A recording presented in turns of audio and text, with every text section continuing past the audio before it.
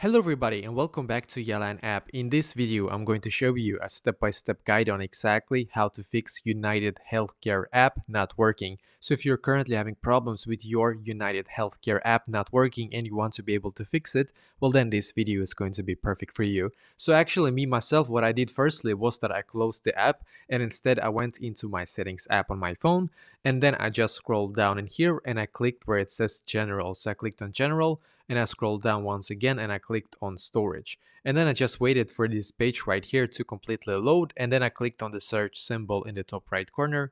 I searched like this UHC and then clicked on the app and then clicked on upload app and once again upload app and clicked on the blue button here again. So basically, why I think this worked for me was because that this actually forces the app to automatically update to the absolute latest version, which we have to do, I guess, when there is a new version and we haven't still gotten it. Maybe the previous version makes it buggy or it doesn't work. So I guess that if you do this and you just automatically update to the latest version by doing this and you try again, hopefully this will also solve this issue for you.